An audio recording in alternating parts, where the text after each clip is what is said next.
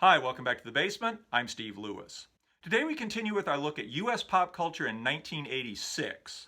We're up to the second quarter now, the months of April, May, and June, and there's a lot going on in this quarter, so I think we'll split this into two parts. This time we'll do movies and we'll try to get through music. Next time we'll talk about television, news, and what the Beach Boys were up to. And because soundtrack songs are such an important part of popular music by the mid-80s, it makes sense to start with new movie releases. And as usual, in the second quarter of the year, movie releases get off to kind of a slow start, then ramp up as we get closer to the summer. There wasn't anything of particular significance released in April of 1986, though let me know if I missed something there. The month of May started off with the release of JoJo Dancer, Your Life is Calling on May 2nd. Richard Pryor co-wrote, directed, and starred in this comedy drama based on his own life. It was admirable for its ambitions, but generally not well received by critics or ticket buyers. Released on May 9th was Short Circuit, a sci-fi comedy aimed at kids about a sentient robot starring Steve Guttenberg and Ali Sheedy. Number 5 is Alive.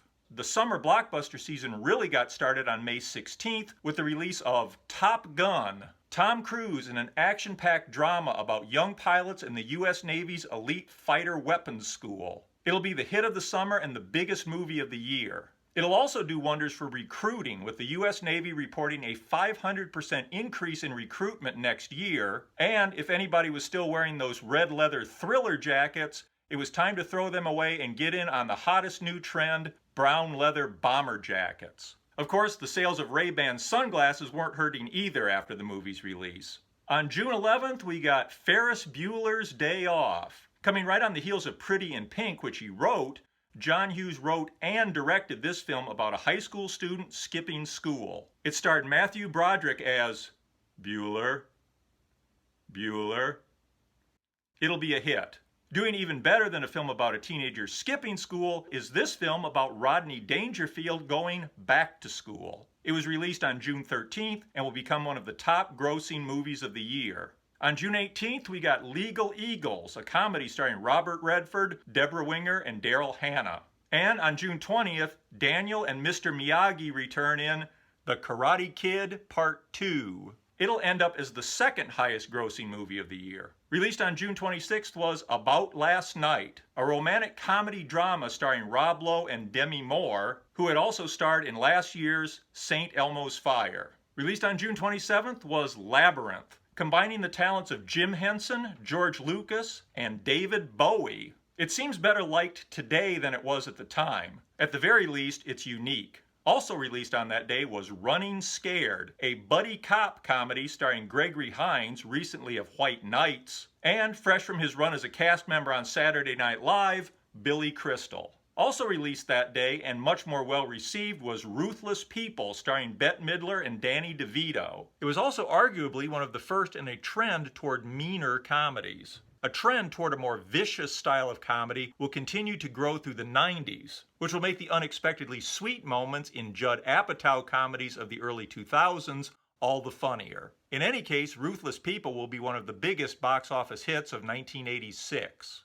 Turning to music as the quarter began, on the first chart of the quarter, April 5th, the #1 album in the country was Whitney Houston's self-titled album, in the fifth of its eventual 7 weeks at #1. At number 2 was Heart. Their big hit album had been in the top 10 since September 7th, 1985. At number 3 was Sade's Promise album. This had been released back on November 4th, 1985. It had spent 2 weeks at number 1 beginning February 15th, 1986. And at number 4 was John Cougar Mellencamp's Scarecrow album, still in the top 10 since October 5th, 1985. At number 5, Welcome to the Real World by Mr. Mister, another 1985 album peaking in 1986. It had been number 1 on March 1st. The Ultimate Sin by Ozzy Osbourne was in the first of 2 weeks at its number 6 peak. At number 7 was another long-running hit album, Dire Straits' Brothers in Arms album. This had been in the top 10 since August 10th, 1985. At number 8, Falco 3 by Falco. This had been released back on October 15, 1985, and was climbing the charts after Rock Me Amadeus had become a hit. The album will peak at number 3 on April 26th. And rounding out the top 10 were two albums that had entered the top 10 during the last week of December 85 and were still there. At number 9 was Barbra Streisand's The Broadway album, and at number 10, Starship's Knee Deep in the Hoopla. Before we talk about the top singles, something you might have already noticed in 1986 Part 1 is during this period there are a lot more singles that came in picture sleeves. Earlier on, in the US at least, picture sleeves had mostly been reserved for the biggest releases or for releases by personalities or teen heartthrobs where the picture might have been the main draw anyway. By the mid-80s, picture sleeves are pretty much standard on singles. I think there's several reasons for this. First of all, I'm sure the kind of brittle thermal paper that they were using for album inner sleeves and for 45 sleeves was simply cheaper to produce. The rise of 12-inch singles was probably also a contributing factor. Artwork was already being created for the singles, and it was simply a matter of printing it for a 7-inch sleeve rather than a 12-inch sleeve. Of course, MTV also played a part. In the 5.5 years since MTV had debuted, music was expected to be visual. And with all the art directing going on, making picture sleeves for 45s just seems like kind of a natural extension. With MTV also, there was more emphasis on photogenic artists. Duran Duran looked like they belonged on a picture sleeve. As my friend Frank Allison put it, there wasn't much point doing a picture sleeve for Foghat. I think it's also related to another 80s phenomenon, which is the huge increase in hit singles from movie soundtracks. The picture sleeve not only helped sell the single, it could also be advertising space for the movie. The film industry had certainly recognized that music videos could be used to promote movies. Movie clips started regularly showing up in music videos. It gave the artist some impressive visuals, and the film industry got a music video that doubled as a film trailer. If you had a popular song or two in your movie, the video on MTV would help sell the movie as well as the single. The single would sell the soundtrack album and the movie. The soundtrack album would sell the movie would sell the soundtrack album, and clips from the movie would sell the single. Then when you get to the movie, product placement would sell you a whole bunch of other stuff. Funny, I could really go for a Budweiser right now. Apart from the MTV angle, none of this was really new, of course, but they did seem to have it down to more of a science by the mid-80s. For practically every single that we're going to be discussing in 1986, there's a music video on MTV. Naturally, we can't discuss anywhere near all of them, but I will try to hit some of the high points as we go. As the second quarter commenced on that first chart, April 5th, 1986, sitting at number 1 was Rock Me Amadeus by Falco. It was in the second of what would be a 3-week run at number 1. R.O.C.K. in the USA by John Cougar Mellencamp was at its number 2 peak. At number 3, Kiss by Prince and the Revolution. This will go to number 1 for 2 weeks beginning April 19th. At number 4, Secret Lovers by Atlantic Starr. It had been number 3 for the last 2 weeks of March. At number 5 was These Dreams, another big hit for Heart. It had been number 1 on March 22nd. What You Need by In Excess was at number 6. It will peak at number 5 next week, April 12th. At number 7, Manic Monday by the Bangles. Prince wrote this under the pseudonym Christopher, which it seemed like was the thing that everybody would tell you whenever it came on the radio. Did you know Prince wrote this? It'll go to number 1 on April 19th. And number 8 was Let's Go All the Way by Sly Fox. It'll rise to number 7 next week and stay there for 2 weeks. At number 9 was Addicted to Love by Robert Palmer. Even in this period of memorable videos, the video for Addicted to Love really caught people's attention. It certainly drew lots of comment and later on plenty of parody. The video will help push the single to number 1 on May 3rd. And at number 10, Elton John's Nikita. It had spent the prior 2 weeks at its number 7 peak.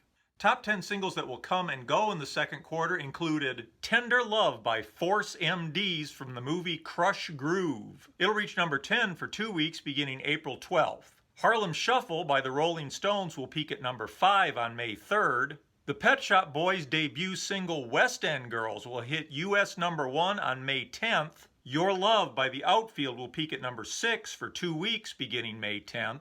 Take Me Home by Phil Collins will peak at number 7 for 3 weeks beginning on May 10th. Miami Sound Machine was already back with another hit, Bad Boy, which will peak at number 8 for 3 weeks beginning May 10th. The Greatest Love of All by Whitney Houston will become her 3rd consecutive number 1 on May 17th and will stay at number 1 for 3 weeks. Why Can't This Be Love by Van Halen. It's their first single with new lead singer Sammy Hagar. He'll help drive it to number 3 on May 17th, making it their biggest hit yet outside of the number 1 jump in 1984. What Have You Done For Me Lately by Janet Jackson will hit number 4 on May 17th. If You Leave by Orchestral Maneuvers in the Dark from the movie Pretty in Pink will reach number 4 on May 31st.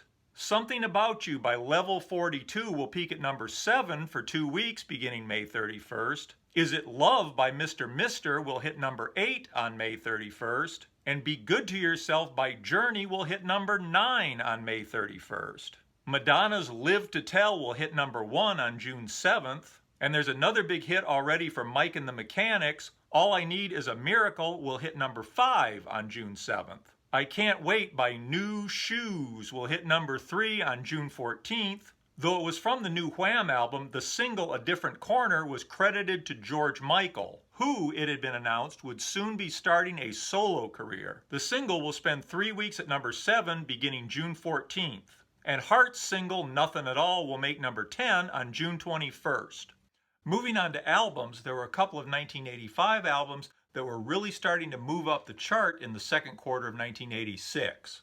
Released in November of '85, Riptide by Robert Palmer was climbing the chart in the wake of his number 1 single, Addicted to Love. The album will hit number 8 on May 17th. And released way back on August 12, 1985, Play Deep by The Outfield was also belatedly heading up the chart. It'll peak at number 9 on June 14th. Big new album releases in the second quarter included, on April 9th, The Other Side of Life by the Moody Blues. On April 15th, Love Zone by Billy Ocean. Raised on Radio by Journey was released on April 21st. It'll hit number 4 for 2 weeks beginning May 31st. Released on April 28th, Winner in You by Patti LaBelle. Also in April came Like a Rock by Bob Seger and the Silver Bullet Band. The title for this had originally been announced as American Storm, but by the time it was ready for release, there were so many records with America and USA in the title that they decided to go with Like a Rock instead. Released on May 13th, 3 days ahead of the movie, was the Top Gun soundtrack album. Released on May 20th was Peter Gabriel's 5th solo album, and his first to have an official title other than Peter Gabriel. He kept it short though, just 2 letters, So. Released 1 week later on May 27th, Raising Hell by Run DMC. It'll spend 3 weeks at number 3 beginning on September 20th after their version of Walk This Way becomes a hit. Also released in May was GTR, which will go to number 11. It'll be released in the UK in July. There were also a couple of albums released in May that won't really hit their peak until early 1987. Released on May 23rd, Look What the Cat Dragged In by Poison. And on May 26th, Final Countdown by Europe. Released on June 3rd, former Go-Go Belinda Carlisle's first solo album, Belinda. It'll hit number 13. On June 6th, we got Genesis' Invisible Touch album. On June 9th, Night Songs by Cinderella. And on June 30th, the last day of the month, True Blue by Madonna, as well as Revenge by the Eurythmics and Back in the High Life by Steve Winwood. We'll leave it there for now. This episode ran a little longer than I expected, which makes me think I miscalculated something somewhere. So I suspect the next episode is either going to be really long or really short. Tune in to see what it turns out to be. I look forward to your comments. Hope you enjoyed this. If you remember those days, I'd love to hear your reminiscences about early 1986. Please hit like and subscribe if you haven't. And we will see you next time. Have a good week. Bye.